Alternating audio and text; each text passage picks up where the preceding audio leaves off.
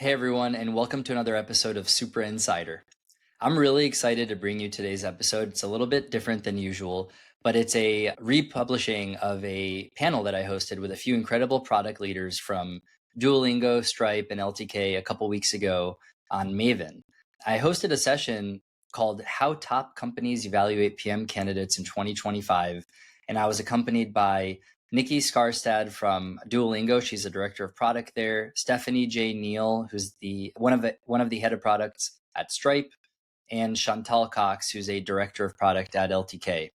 And we basically dissected the candidate funnel for the most exciting and strong, compelling signals that they each look for as hiring managers and candidates, starting at the top of the funnel at the resume evaluation stage, going through the initial phone screen with the hiring manager, and then ultimately what kind of things they look for in the debrief stage after the full onsite, where a candidate goes and talks to a bunch of people at the company. I got a lot of feedback from people who watched this live and watched the recording after the fact that it felt like a refreshing breeze of real talk. So if you're on the job market right now and trying to get a sense for what hiring managers are looking for, this one's for you. And if you are a hiring manager and you want to hear what other world-class hiring managers are looking for, I think you would get a ton of value from this conversation as well. So without further ado, I bring you this panel, How Top Companies Evaluate PM Candidates in 2025. Thanks.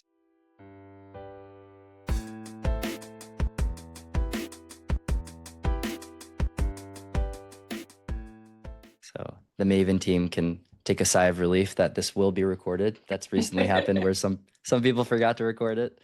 And so I'm really excited for this session today, everybody. My name is Ben Erez. I am one of the Maven instructors for a course that's focused on product sense and analytical thinking interviews. We'll talk a little bit more about that at the end of the session.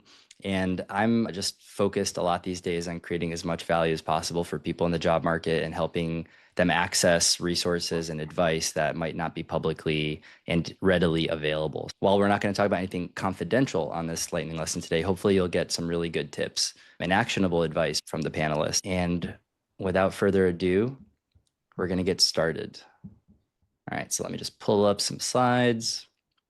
We will not be looking at slides for the majority of our time together, but I do think it's helpful to have a shared understanding of just how we're going to spend our time together. All right, let's get this live. Awesome. Cool. So welcome to our session, everybody. Today we're going to talk about how top companies like Duolingo, Stripe, and LTK are evaluating product management candidates in 2025. As far as the agenda goes, so we're going to start by doing some quick intros. We'll have a discussion, and then we'll leave about 15 minutes at the end for Q&A. All of that will be recorded. And that's enough from me to get started. So maybe going from left to right, we'll have our panelists introduce themselves briefly for the audience. Nickey, do you want to go first? Yeah, you got it. All right. Hi, everyone. My name is Nickey Skarstad. I am a director of product at Duolingo currently. I've been at the company for almost 4 years, which is what is time. And today I'm what is called an area lead inside of Duolingo's organization for Duolingo for Math. So I'm helping Duolingo figure out how we teach math in addition to languages, which has been super fun.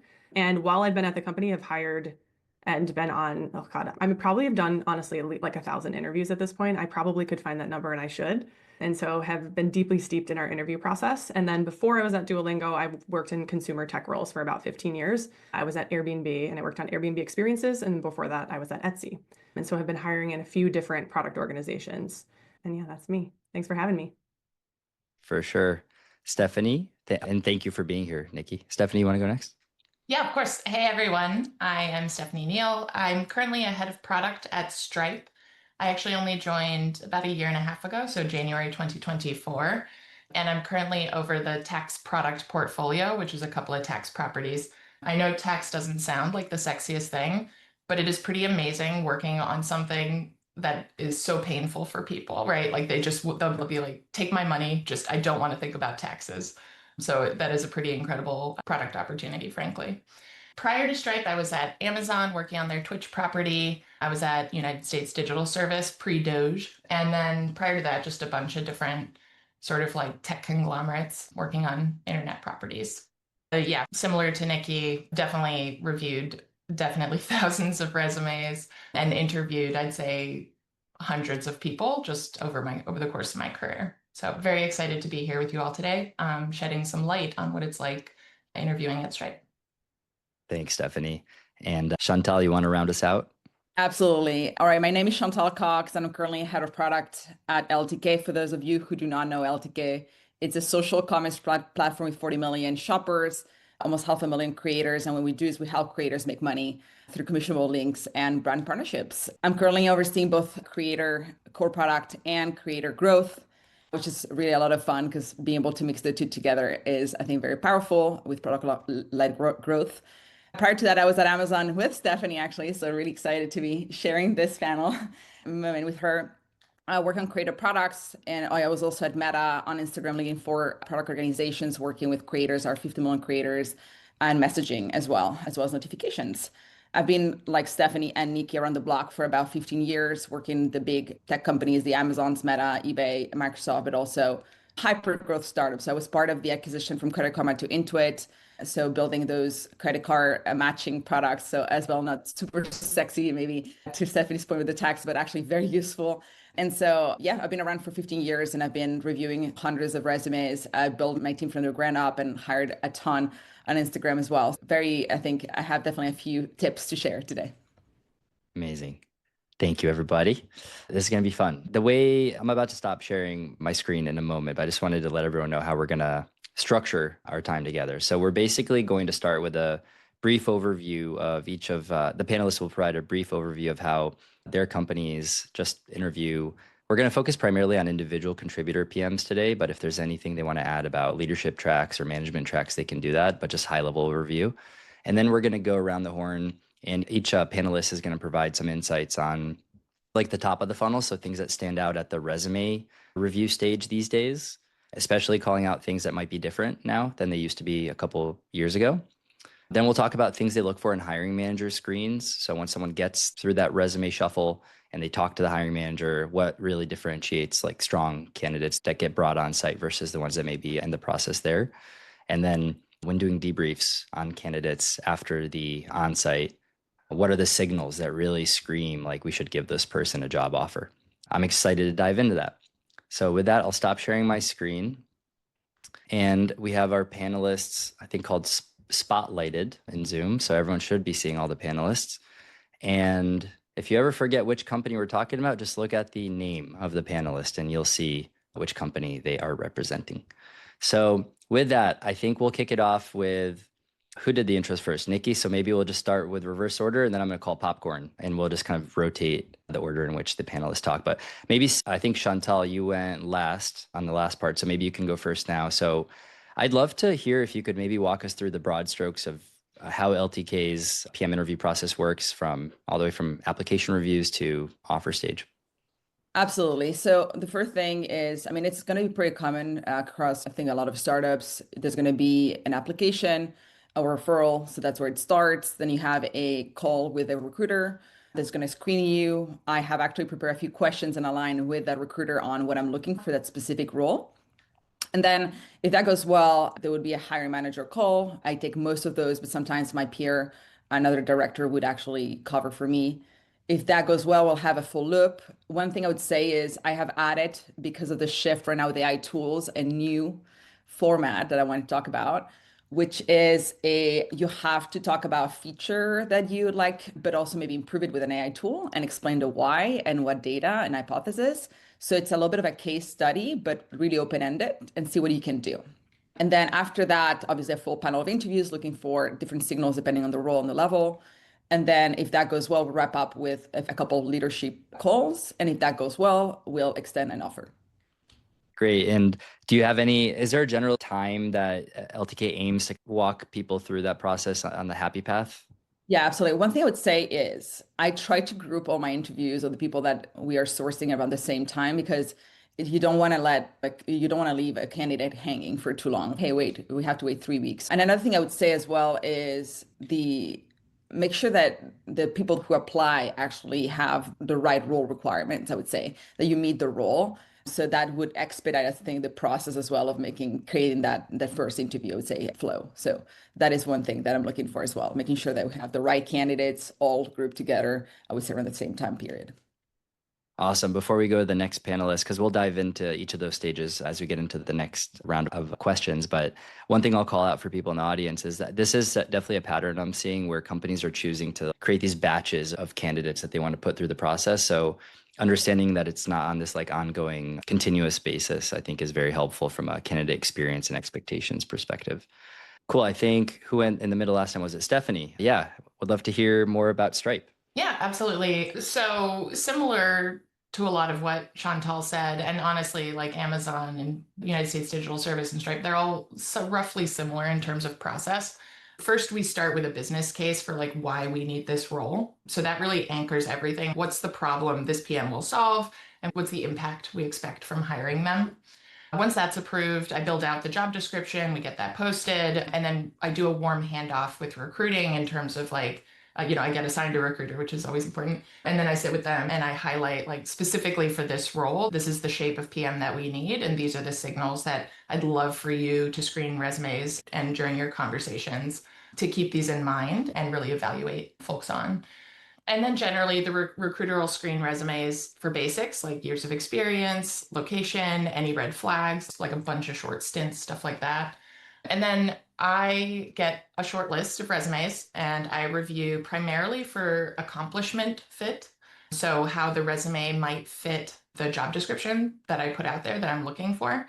Basically, do I believe that this person could drive the kind of outcomes that we care about?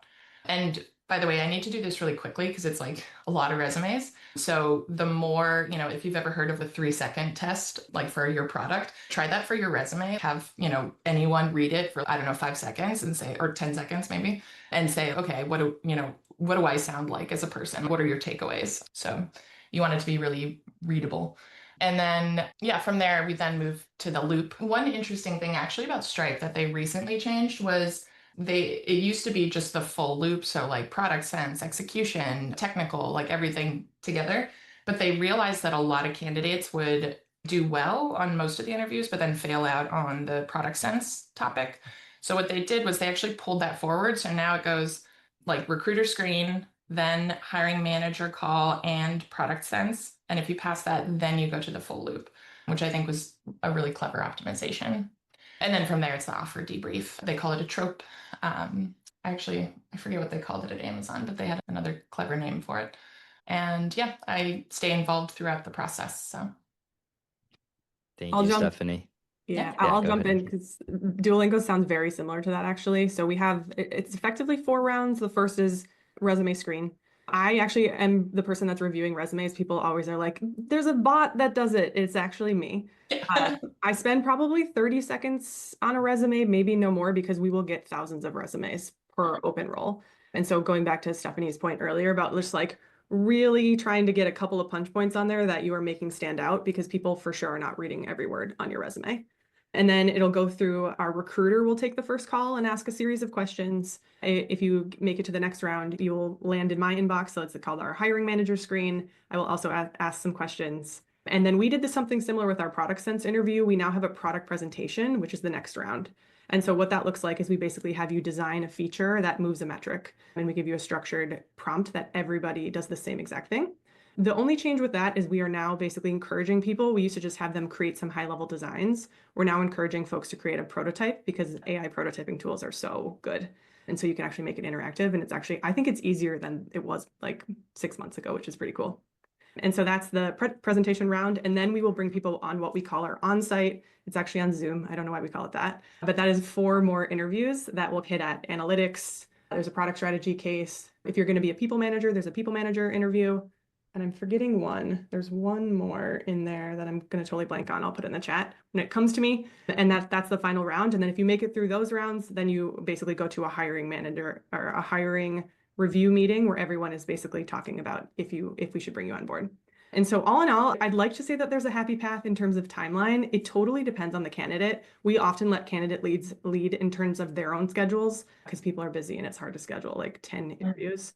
But that's high level for Duolingo. Great. So now we have our broad strokes, like the user journey, the happy path for getting a job offer at all 3 companies.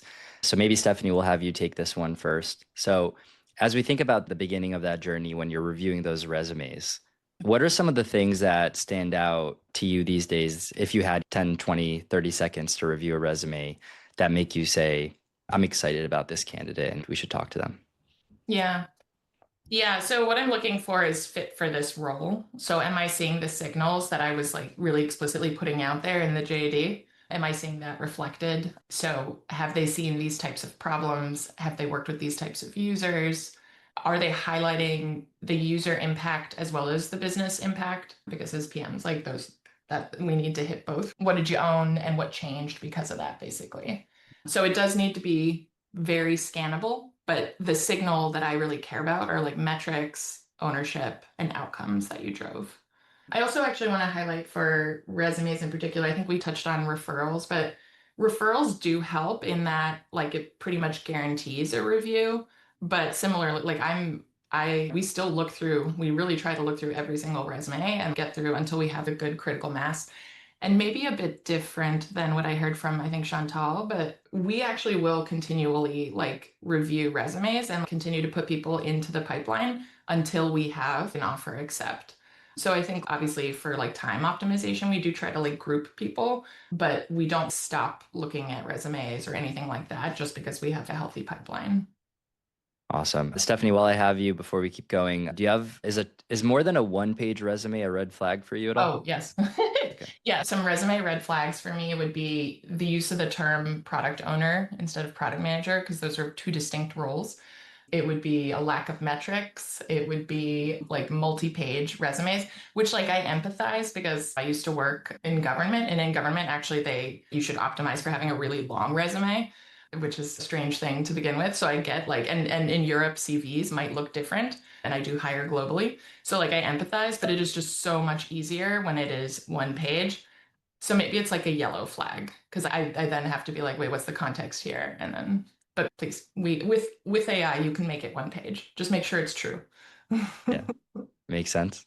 Thank you. Chantal, did you want to maybe anything to add on your end for what you're looking for in a stack of resumes? Yes, and I have a lot of pet peeves at the moment. So the first thing I would say is when the LinkedIn doesn't match with the resume. So going back to the title and what they said, but I think it's very important that you don't enhance the truth a little too much. So if I go to your LinkedIn, it says you're a senior director or like you're a PM level one, and then your resume, you're a senior director working consumer products, but your LinkedIn, you are not even in consumer products, that is going to be a red flag. So ensure that whatever you're optimizing for on your LinkedIn and your resume match. Another thing is I like to say one page on your resume for a decade of work. So if you've worked for 20 years, maybe one page is not too much. But I like to see 3 or 4 bullet points on the most recent experiences and the less volume as you go back in time. That's usually how I like to see it. I also think that a great resume that can actually like show me the information I need is going to tell me a lot about the PM. Actually, your resume is a lot more than a resume, right? If you're not able to articulate in a crisp manner and show the right information, that's telling me actually you do not know how to prioritize. You do not know how to maybe explain things in a clear, crisp way. You know what I mean? So your resume is saying a lot more than you think. Similarly to Stephanie, I don't spend more like 30 seconds.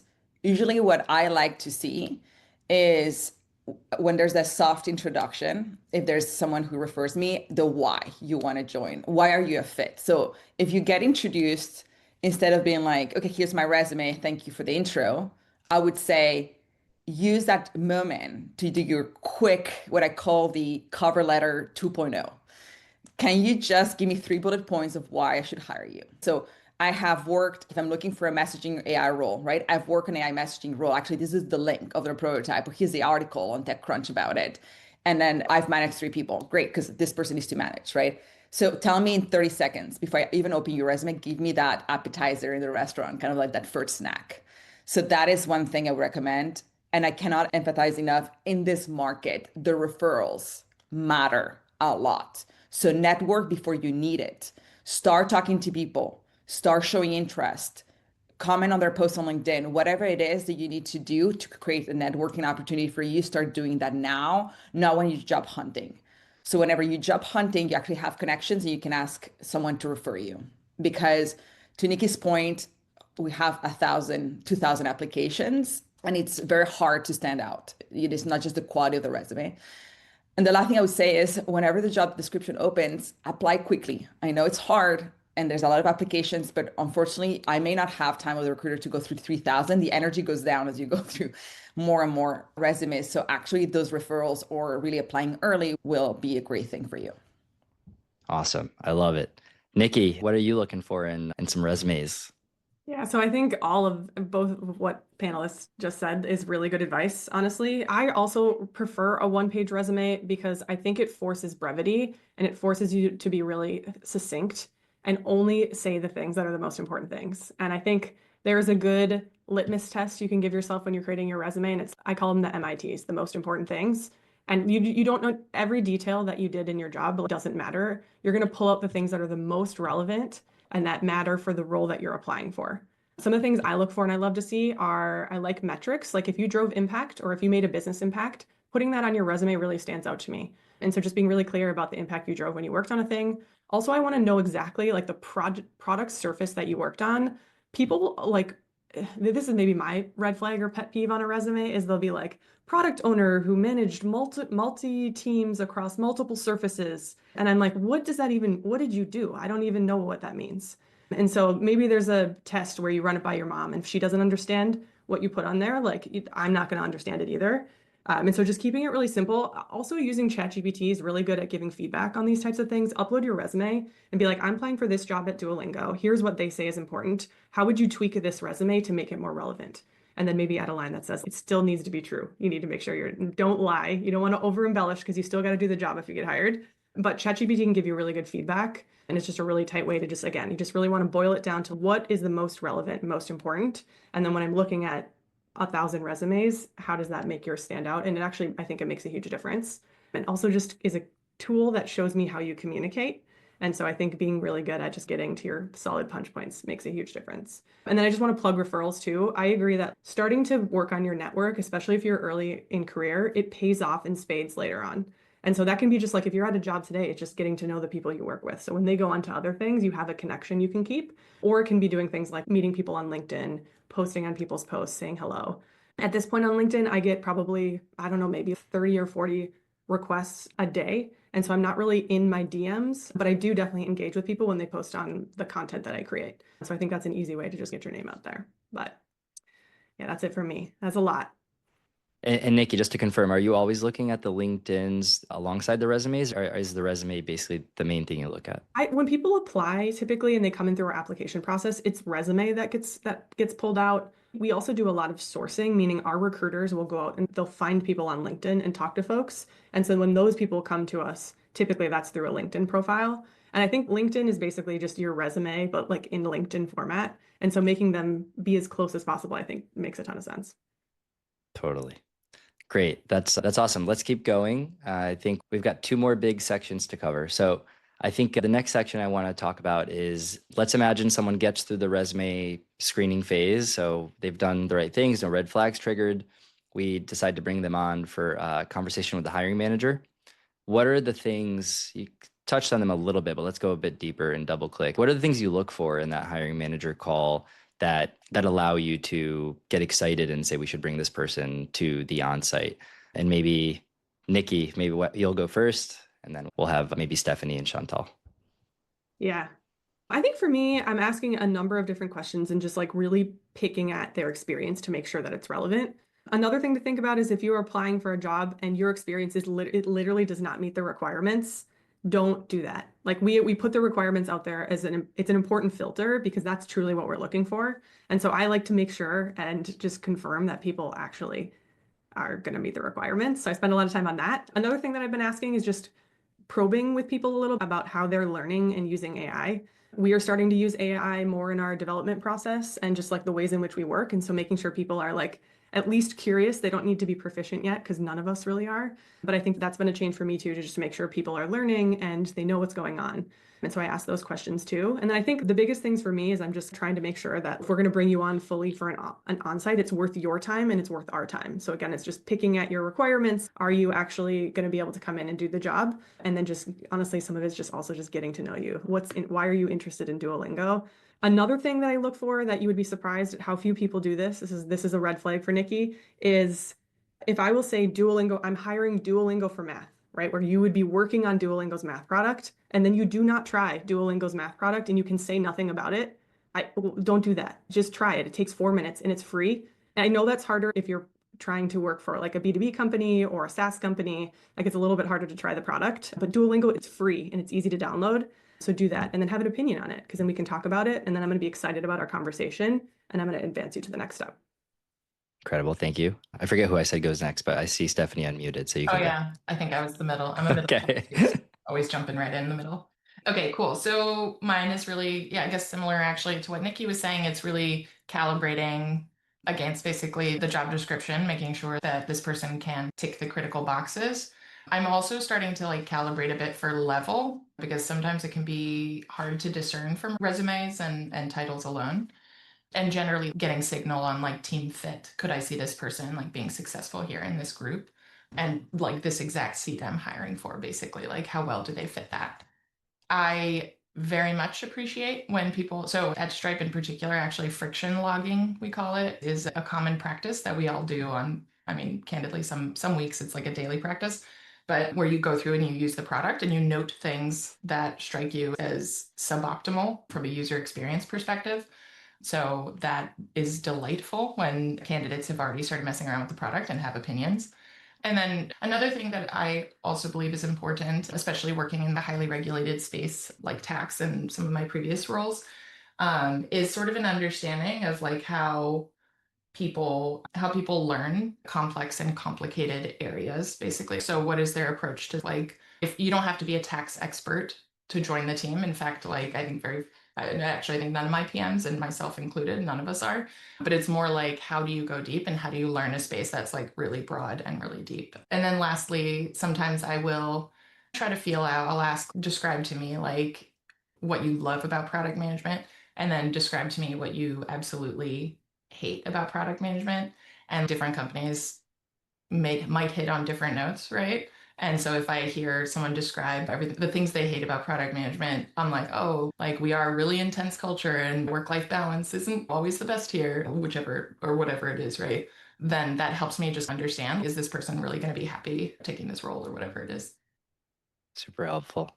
Chantal, you want to round out this question, and then we'll do our final question and open up for Q&A.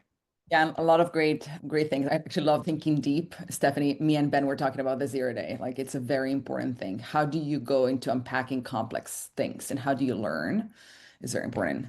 A couple of things for me.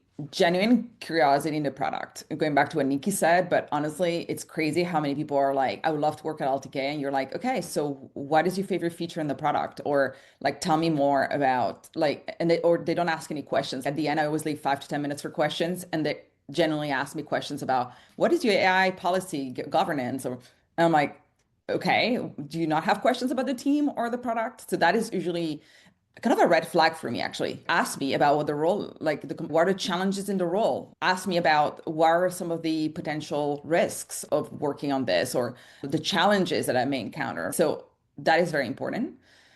Culture. So if this person's communication style does not align with how we communicate, or they're just too aggressive, or that will be a thing that I'll be calibrating and looking at, as well as your communication. While I do think that there's levels, I'm always looking for someone who can communicate clearly.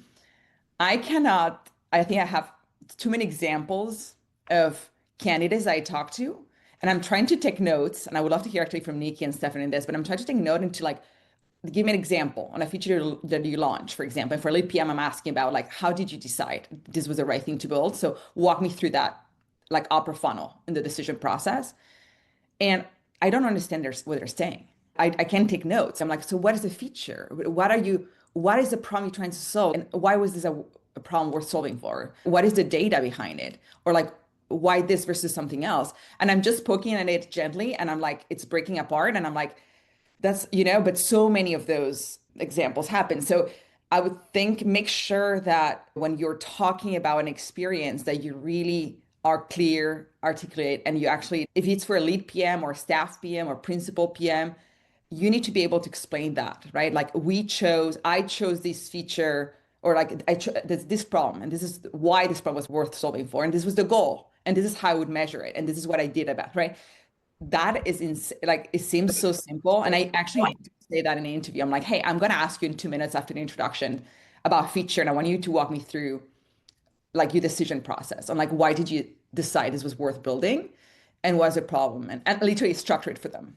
And 90% of the people do not do this well.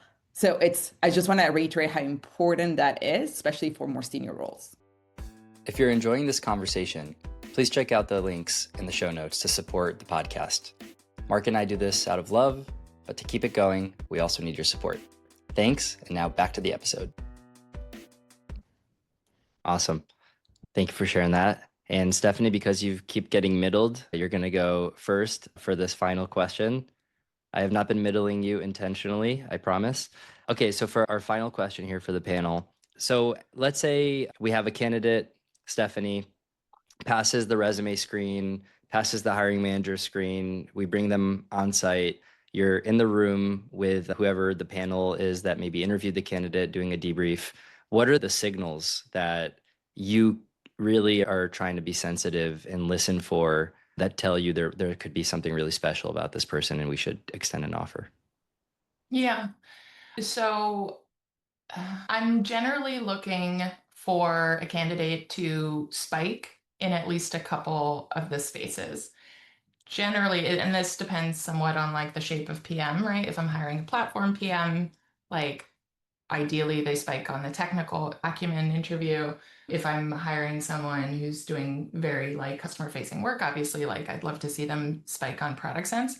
But I would rather have a candidate who is like sufficient, generally sufficient, but then has a couple of spikes versus someone who's just uniformly sufficient, if that makes sense. It generally like aligns to like the type of PM that I'm looking to hire. I'm also really listening for flags. Were they rude? Did they seem to be using an LLM on the side for answers? Other just concerns. Was communication poor? Did they use, this is a big one actually, did they use the same examples over and over? Because then once you all get together, you realize, oh, like they had one shining moment and then they're repeating that same story, different angles of it. So you want to make sure to really vary the examples that you use. But yeah, so it's really, I want to see someone potentially spiking on 1 to 2 areas. And I want to make sure obviously that they passed everywhere sufficiently and that there were no major red flags from the interviewers. During the tropes or the final loops, or the debriefs, I'm also listening for potential bias among the interviewers as well, because we're all humans. And I try to make sure, like, what do I need to filter out in my final consideration and what actually do I need to take into consideration? But ultimately, it's really, do they pass the pieces? Do they have structured thinking, clear communication? And are they really like users first? Do they start with the user, with the problem, and then do they tie it back to business impact just over and over in each of their examples? But yeah, that's my high level. Awesome. We'll do a coin toss for this one. Nickey, Chantal, whoever unmutes first, you get to go. Again. Nickey, it's Nickey. Yeah, All right. honestly, what Stephanie just said really resonated with me. It's just, you're looking for people to do a good job on all the interviews. That's why you've created the interview process in the first place. I think we at Duolingo, again, we really care about product sense and people's obsession with product. And I think craft comes up a lot when we're thinking about if we should bring someone onto the team. And so that comes across in the interviews. And I think that's where we often will get really excited about somebody. They'll either crush the product presentation, and we're like, that was a really good idea. It was extremely well presented. Or they'll just give us really good product feedback throughout. And that kind of comes up when we're all debriefing and talking about whether or not someone should join the team. So I think those are the big things, but we have basically like, you get a thumbs up or a thumbs down on an interview, and we do not advance you. Like, we will not hire you. I'm trying to think if I can think of one person that we let pass. Basically, you need to pass every interview. And so we have a pretty high bar. And so we just assume that if you've made it through our extremely hard bar or high bar, there's a very good chance that you're going to get an offer, because most people like trip up on 1 or 2 interviews. But That's high level. I'm curious to hear it. Chantal, how does that resonate with LTK? Yeah, absolutely. I think that for what I see in the market is a lot of PMs have become really good at execution because execution was king in the past, but things have shifted. Now it's about good ideas, good decision making, and still go fast, right? So that's not going away, but those two things are very important. Are you creative? Can you think out of the box? Can you connect the dots? Can you think strategically? And actually, can you actually make those decisions in a way that makes sense and is creative? I think those two things and collaborate, right? I think the three things cannot be replaced by AI quite yet. And so if you can collaborate well, you can influence, you're data driven and can make decisions, trade-offs, right? And you're really good at this fast and you're creative. I think you have some serious power in this market. The problem is that 80% of the candidates fall into the last one. They can walk me through. So when I say, hey, tell me about a feature that you built or something, how many times do I have to hear that I built this and I went through the right framework and then we optimized for impact? And we've all seen too many times. Like, you're not going to stand out, right? Tell me more about actually tell me something that I haven't heard, right? That up funnel, like, hey, we were going to do this decision, but it doesn't make sense for our users based on the trend that I start noticing in the dashes and dashboards. And then business sense, we're going to that direction. So I connected the dots and I thought, there's an opportunity here. Now, how do I test this fast, right? Then I decided to do an AI prototype and showed it to some users that I talked to in a call. And then they gave me this XYZ feedback, iterated with design. We ran a quick A/B test. And this is the metrics that we were measuring. This is the guardrail. This is what I learned. And maybe it was not successful and it's fine. Also, another thing, if I only hear success stories in a full panel, I'm concerned. I want to actually hear I failed. I don't know, like we run this, my hypothesis was this.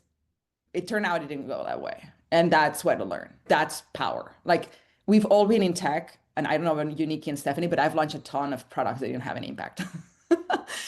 But when you fail, you learn. So that's what it's about. So I just don't want to have, even in a resume, if I only see like everything that I launched, 20% growth, 10% growth, I'm like, no, I don't believe that. I don't buy it. So just be real. And then also in the interview, I think that it has to feel less of an interview, more of a conversation. I want a great mindset or a tip that I give candidates sometimes is just think about you're already working. Imagine we're already working together. Let's not, like, I'm not trying to probe. This is not a game like you're trying to get the job. Do you even want to work with me? Do I want to work with you? Is this happening? And so when we are having a conversation, if I'm feeling like you're trying to read a prompt or like something or like a star methodology no, just don't follow only the framework. Just tell me about something so I can understand it and it makes sense to me, and then I can have a conversation and ask you more questions. But if I ask you more questions and the candidate starts freezing, oh my God, she's digging into this or something, that's not good, right? You want to be, hey, great question, Chantal. Yes, we did think about that trade-off. Let me tell you more about it. So you want to go into an interview with that energy. That's going to help you tremendously. Yeah, it's great advice. And I think what I'm hearing is it's all about fit at the end of the day. If there's one theme that comes across, I think what I heard from everyone is the process is optimized or designed to make sure that you really do find the people that are most likely to be successful in the role. And that has to do with culture fit, has to do with domain expertise or background in the space.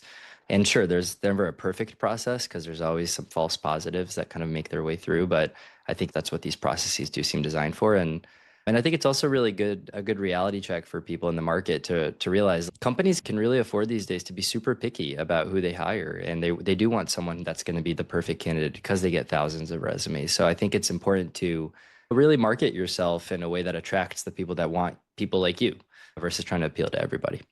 Cool. That was awesome. All right. So a few quick things and we'll talk about some of the questions from the Q&A. Okay. First off, if you are interested in potentially working at any of these companies, I'm not going to ask each of them to go around and promote their companies because they just did, but I'll do it for them. So I know Duolingo, Stripe, and LTK are all hiring product managers. I think if you heard things about the respective processes at these companies that make you start getting really excited and you wrote down during this conversation, like go look at Duolingo's careers page because that sounds for me, go check out those openings and go apply there and then I am not a matchmaker, but I would encourage you to follow the advice that was given on how to stand out from a resume perspective, and make sure and maybe reach out to people that you know at those companies if you can get a referral, if they can vouch for you and they've worked with you in the past. I think that's probably the best way to get in the door. In the chance that you're getting ready for big tech company interviews like Meta, Google, companies that do product sense and analytical thinking interviews, the next cohort of my course is launching in less than a week. It's designed to help you pass interviews just by being really structured and having a good framework for how you want to work through a case. I do not teach people how to cheat. I just give you a framework to make sure that all that horsepower goes to good use during the limited time you have together during interviews. So you feel free to check out my course page. Here's a couple quotes from folks that recently participated in my cohort.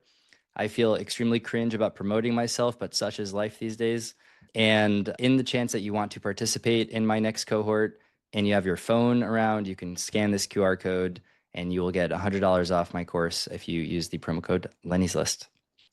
Cool. I'm going to leave this up for about 5 more seconds, and then we are going to go off of screen share and I will ask the panelists to answer a couple of questions that got a lot of upvotes. All right. So the first question that I would love to get input about is, I know we talked about this a bit. One of the questions that got like 26 upvotes, I think at the beginning, was how important domain knowledge is.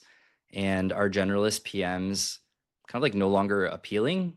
So whoever has strong opinions about that one, feel free to chime in. I actually do still think domain knowledge is very important.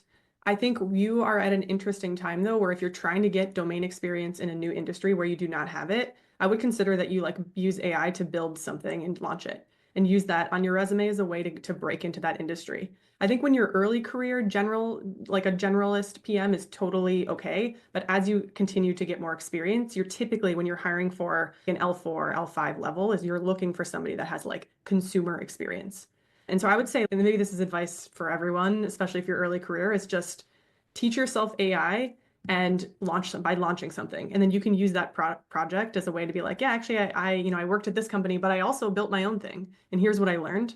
And that is now easier than ever. And I think is going to start to become a really great way for people to break into PM generally, if you're not already a PM, or break into new industries if you don't have experience. +1, everything Nickey said. No notes. One thing I would say though is now PMs have the tools to put to life like anything. And so follow your curiosity. Like I feel like a lot of people are just applying to roles. Like when I coach people on the side on intro. So if you're interested, by the way, feel free to look at my LinkedIn on basically your strategy on your finding a role. And I think that most of the people I talk to had do the same mistake. They just blast apply, 50,000 application a day. They track that on a spreadsheet and they get 10% conversion to first round. And it's very demotivating. I would actually take a completely different approach in this market. Follow your curiosity. When you open startups, go to Well-Found, which has all the startups. So go to AWC, A16Z or other Sequoia website. Look at the portfolio companies and generally look at what they're doing and see what your body is telling you. What are you interested in? What do you want to learn more? Where would you work for free? And then take the product and use the product sense and be like, hey, what's going on here? What are the problems they're trying to solve? What would I do differently?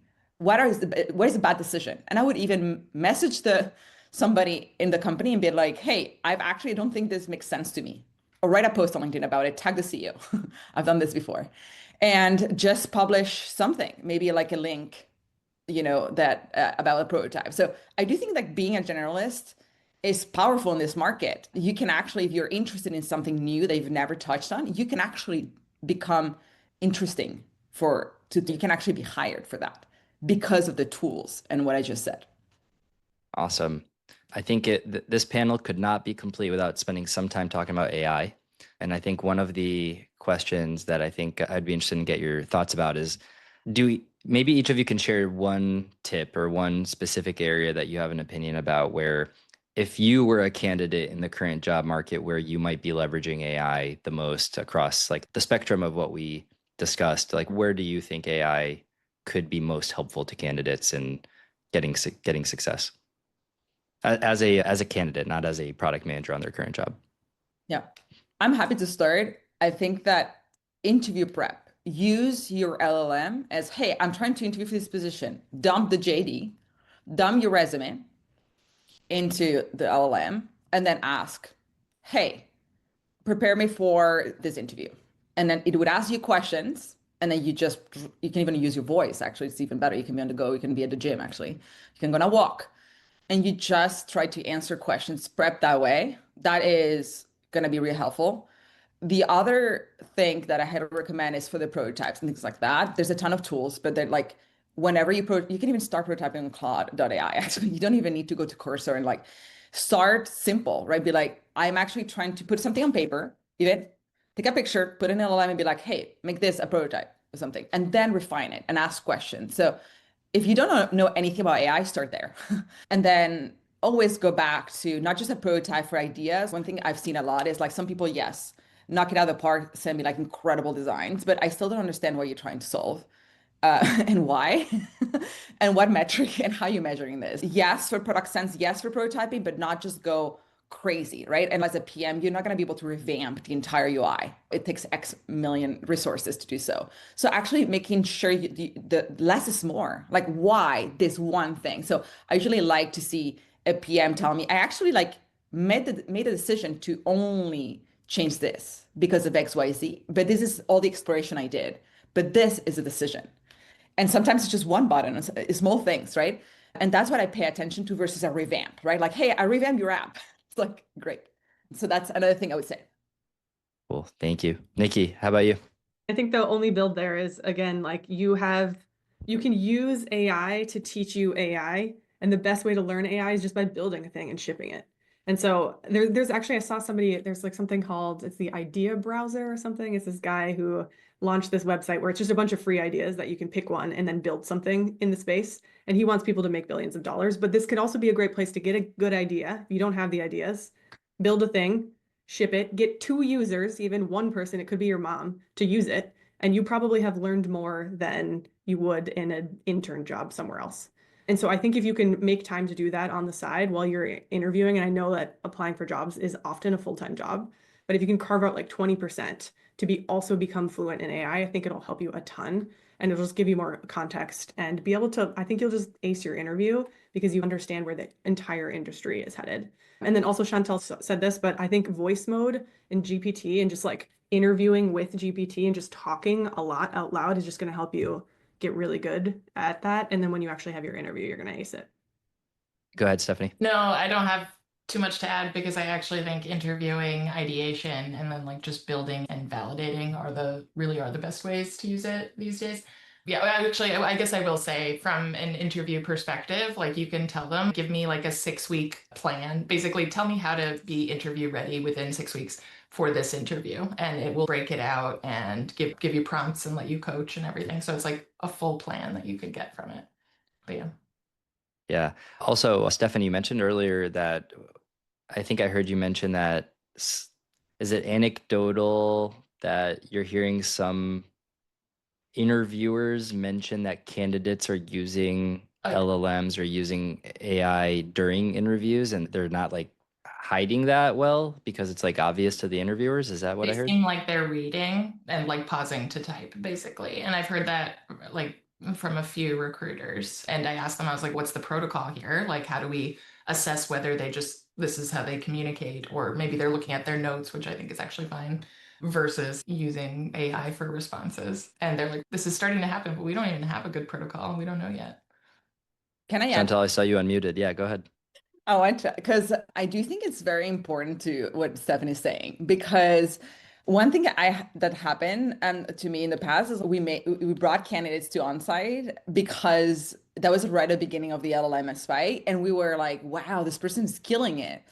And then at the end of the process, you're like seeing some weird red flags. So this is new things that we've seen. Or one thing I would say is if you get a job, right, and you use LLM and they didn't catch you, but you still have to perform at that job. So it's not in your interest either to overly index on LLMs, even if you kind of go through the process and are able to land there. Because I do think we're in a weird moment where hiring managers, to Stephanie's point, are like, we don't have the protocol yet, and some people may be really good, right?